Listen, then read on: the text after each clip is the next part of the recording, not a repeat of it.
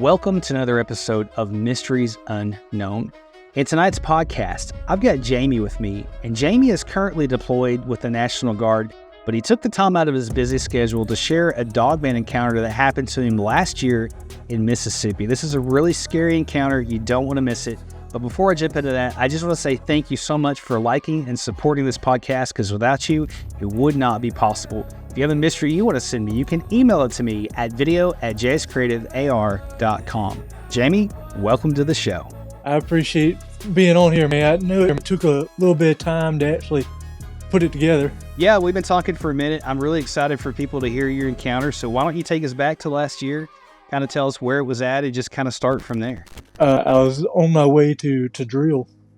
So I had to work late because I work at a college in Mississippi. It was already getting dark by the time I was leaving my house, and I drive like 2.5, 3 hours down to my drill hall and stay there. But I go down a highway called the Natchez Trace, which is a lot more secluded. Like from my house to the drill hall, it's like a 1 mile enter and exit. So it's a straight shot pretty much. I don't have to deal with interstate traffic or something. It's maybe a little slower because it's like a kind of a back roads highway, but straight shot. There were deer out. I kept seeing them in my headlights. I didn't have the best headlights, but I saw their eyes first, and then as I got closer, you could see the deer, and they kind of scampered off once you got too close. But I was about 10 miles out of my house. It was already dark, and I wouldn't say I was scared, but you know how there's just certain moments that you kind of get that feeling of dread. I wasn't fearful of anything, or at least I didn't feel like I was, but I was like, you just get like sixth sense ominous feeling every now and again. I don't know if this had anything to do with it, but it was kind of mixed with the just this weird bad smell. Like every now and again, like mud down here, just some rank mud that sits and gets stale, starts to smell bad. And I was like, it's nothing of it. It's Mississippi. There's mud everywhere. It's probably just nastiness. But I was coming up on a set of eyes on the right, and it was like maybe 4 or 5 different eyes. I was like, okay, there's some more deer coming up, and sure enough, they were kind of like looking up at me, just deer in headlights, just not moving. And then I saw a set of eyes on the left side of the road, and this pair of eyes on the left would not break eye contact with me. They would go from the road to like up the bank, probably to the tree line, and back down to the road, like it was just pacing back and forth. And it's weird because both eyes never broke contact with me, and that was what made it so weird to me at first. And I eventually got up to it. I was still watching the deer on the right because I knew what they were, and I didn't want them to run out in front of me. But I finally got up to it, and my headlights actually hit this creature, whatever it was. And I hit it on its pace back from the road to the tree line.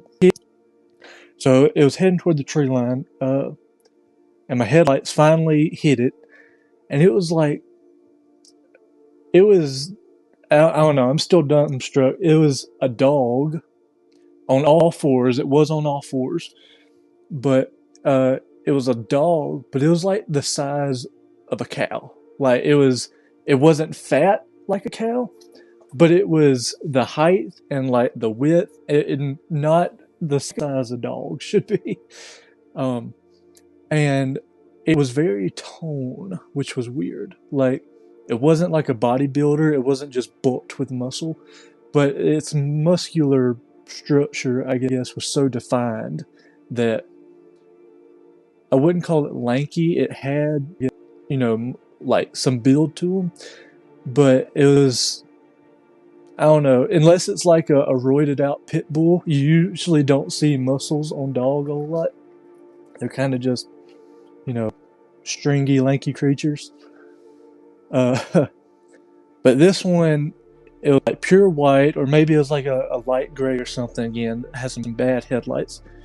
But when it started walking to the tree line, this was its final pace. It was going into the trees at this point. I looked at its like midsection, its torso, I guess, and it's because at this point I was like from the road, and then got just kind of piecing it, like bisecting it all the way up to its head, and like its torso. You know how a normal dog's torso, or at least a skinnier dog's, it's got like that big round rib cage, and then just a super slope for its stomach. I don't know. It's kind of a weird slope, but it's the bottom of the rib cage, and then goes into its stomach area. This one was a thick old rib cage, but then was straight, like a man's torso would be.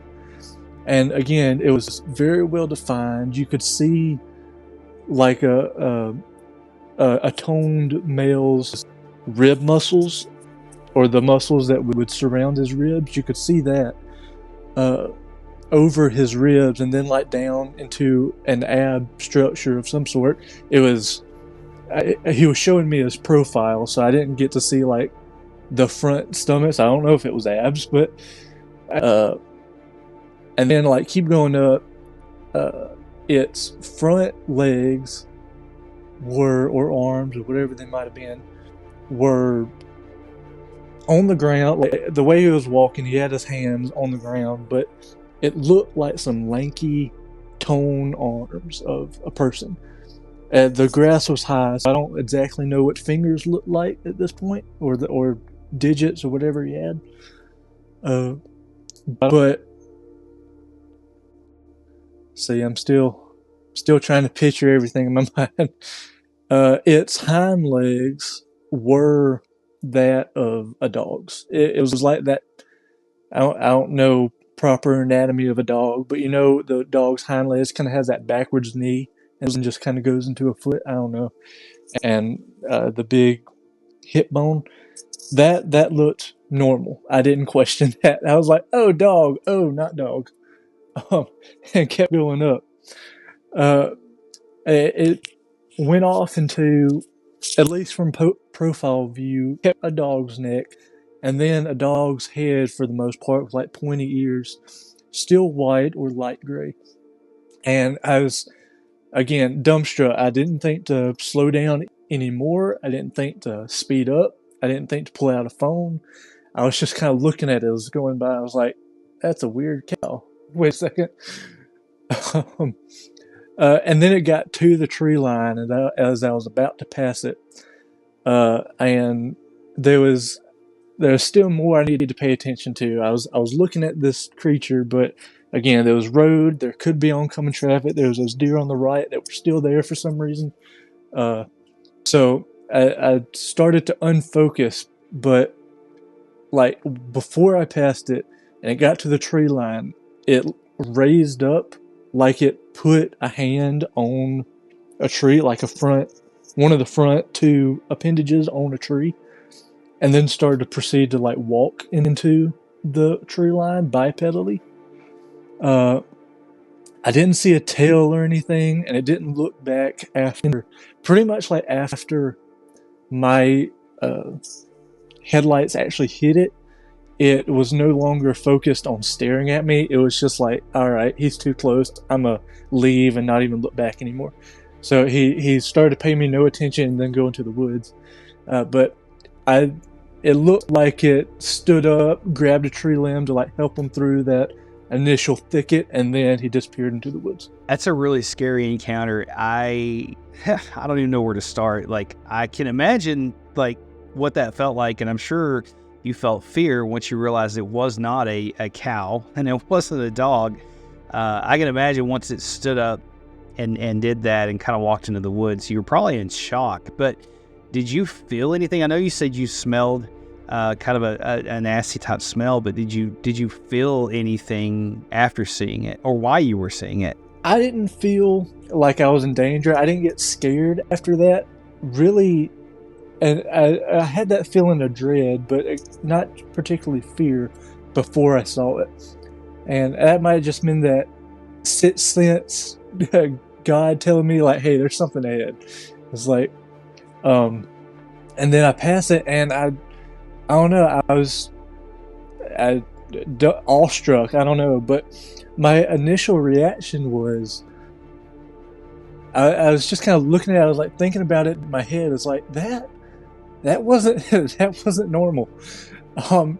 And against better judgment, I did start texting while driving. Oops. But I started texting my dad.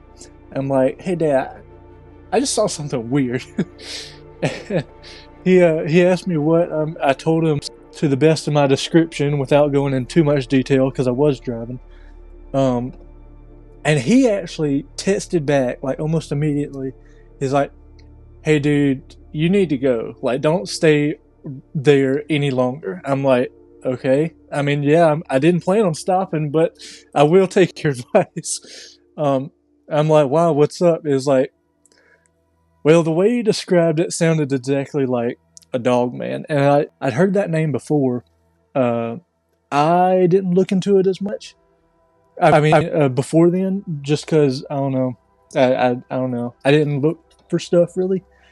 It always interested me, but I wasn't particularly in tune with the Dogman of sorts. But after like he gave no hesitation, he was like, "Hey, you need to get out of there. Don't stop. This might be what it was." I'm like, "Ooh, okay." Now I'm a little frightened because my dad was actually in the military as well, and his dad, or my grandfather. He was a Marine for a little bit, and like to me, I'm like, oh, nothing can scare him.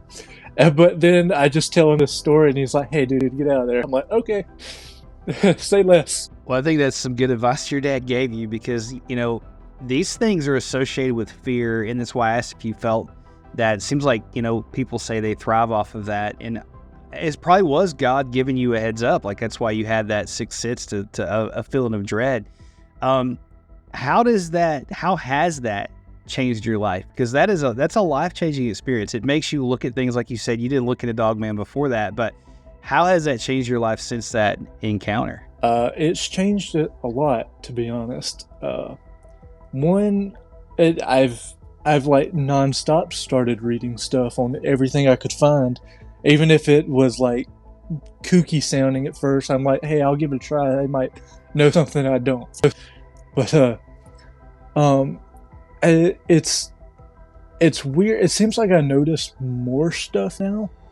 I don't know. I don't want to get too philosophical, or if it even has anything to do with it. But it's like, now that you know something, or that you think you know, is beyond what is normal, that kind of lifts the veil. It's like, hey, there's more stuff than what people are used to. So now you're like looking at other stuff, and like abnormal things kind of seem, that might be something else. Yeah, and I think that's pretty common. I think most people feel that way once you kind of, as the veil's lifted, the blinders are off, you start realizing there's more out there than most people want to talk about. And I think people know. I think some people just don't want to talk about it. Right? Like there's so many people that see a lot of things, especially if you spend a lot of time out in the woods. But what do you think? What do you think Dogman is? What's your opinion? That's a hard one. I've heard and seen stories of people putting rounds into it with like no effect, and people can pray them off sometimes, and sometimes that doesn't work. But I don't know. I mean, I don't think there's a way you can know. I mean, everybody has an opinion, and we can say what we think, but we don't really ever know. I think they're evil for sure. I don't think they're a good thing. I don't think they've got good intentions, but would you ever want to see one again if you could? Yeah, and I'd try to have a phone ready this time.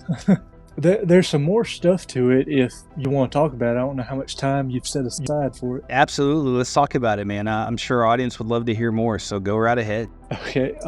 So that was on my way to drill. I continued the rest of the drive, got to where I needed to be, and the rest was, normal after that. I got back home probably a few weeks later. And my grandfather, who lives in the house lives in the other half of the house with us, was very sick at the moment during that time, and it's like some just weird things happening throughout, and I don't know how much you actually want me to go into, but specifically for a Dogman portion, there is a bit.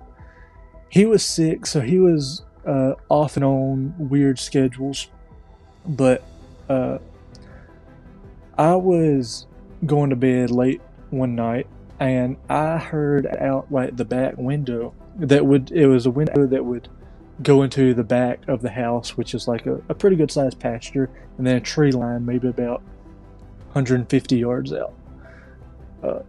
And it was around 11:30 or 11, and I started hearing, or I got that same feeling of dread first. I didn't smell anything this time, but I got a feeling of dread, and this was a few weeks later after this, with no type of sighting between here and then. But I was laying in bed, got that feeling, and then it felt like I just heard footsteps on like grass, and since it's fall at this point, it was like some leaves, so some crunchy footsteps, and maybe like a raspy breath. It was like, I don't know, it was one of those things that I'm trying to like put out of my mind so it doesn't go wild, so I can go to sleep finally. But I couldn't help but hear it, and it lasted for a few minutes, and eventually just stopped. And I went to sleep. Nothing happened. I woke up, and me and my mom go to work.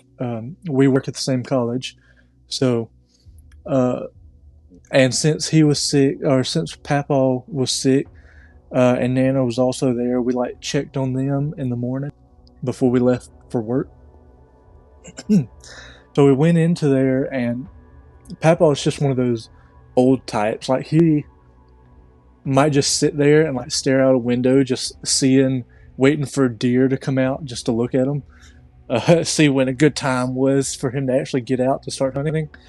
But so he has like a floor to ceiling window in their living room, and I guess I kind of got that from him while Mama was checking on the folks. Papa was just kind of sitting back, and I was like looking at the window like he would, just looking see if there was any deer that morning. And he came up behind me and was like, "You see anything?" I'm like, "Nope, not at the moment." He said, "Did you see anything last night?" I'm like, "I don't guess I really looked outside last night. Why? Did you see something?" He said, "Yeah, I couldn't go to sleep for the life of me last night, hurting and all. So I just sat up and looked outside for a while. And there was this weird, dark, like black creature that hung low to the ground that came out of the woods and started making its way across the pasture." And I'm like, what? I was like, because he has never said anything like this before. I've never mentioned any type of cryptid experience with him before. But it just came out of the blue, and I'm like, "Well, dang, when'd you see it?" He said, "It's probably just before midnight. Like, I just couldn't go to sleep." I'm like, I didn't proceed to like talk to him about it or anything, because he's a talker, and if we get into a conversation, I'm gonna be late for work. But I had that experience with him, and that got me thinking. So I drove to work, and I told my dad again, because Dad does think about all these things, believes in this type of stuff. So he's a very good one that I can come talk to about everything. I told him, I was like, "Dad, the weirdest thing just happened again. Like, I had that same feeling that I shared with you on my drive, and I couldn't go to sleep, and I heard these weird sounds, And then just like out of random, my papa was, hey, I saw something weird last night that wasn't a deer or a pig, and it came out of the woods. I'm like, that is the weirdest coincidence that I felt bad and he saw something. And my dad proceeded to make it worse by saying, are you saying this was last night? Like, just last night before you came to work today? I'm like, yeah, why? He said, dude, I got woken up at like 11 o'clock with God telling me like I should pray for you. Something's wrong. I'm like, talking about like 11, would you say like 11:30? It was like, yeah, something around that. I just started praying for you and your family's safety over there. And I'm like, well, I mean, it worked because you prayed and whatever it was left my immediate surroundings. So I mean, I guess it's a good thing, but at the same time, that just kind of keeps confirming every little thing. I'm like, Oh my gosh, man, that's pretty scary. A couple of things. How far away was this from the sighting that you had? Probably 10 or less miles away. Probably about 8 miles away. But it is pretty close, and it's the trace again. It is like right outside my house. So the actual trace highway is about a mile away from my house, and it's surrounding woods. But it was further down the trace, so it was probably about 8 hours away. 8 miles. I'm sorry. I've heard a lot of these stories where these creatures will follow people, follow them home, things like that. And the fact that your dad got woken up and God spoke to him to pray for you, that right there lets you know it's not good. It wasn't good. So I'm thankful for you that your dad had enough fortitude to do that and to wake up and pray for you, man, because that could have went all kinds of bad. I mean, that could have been a really bad situation. So thank goodness for that, man. I'm glad you're all right. That's really crazy. So have you had any sightings since then? I haven't had any what I believe to be Dogman sightings. My dad has, and he actually has went on the confessionals more recently with Tony Merkel and talked about his thing. But when I texted you earlier, I said that sighting is like near the Biwai community. That's where my dad had his years ago. I want to say it was like mid-90s, I think, maybe, when he had his, or at least the story that he had, which is probably around 2 or 3 miles away from where mine was. It makes you wonder because of the Indian stuff, if that's kind of all tied together in correlation. It really makes you wonder. And I'd love to have your dad on the show and kind of share his story as well. But first of all, I just want to say thanks for your service, man. Thanks for what you're doing for our country. I appreciate that. We wouldn't have the freedoms we have today if it wasn't for guys like you. And then also, man, I'm thankful that you're still here, that you made it through that experience, and thanks for having enough guts to come on here and talk about it, because that's a pretty scary thing. And I know a lot of times when we talk about things like this, you get all kinds of different reactions. And so I appreciate you coming on and sharing that experience with our audience. And I know that they really, really enjoyed it. But guys, if you have a mystery or something you want to share with me, you can send it to me by email at video@jscreativear.com. You guys stay safe out there. We'll see you in the next episode, and stay prayed up.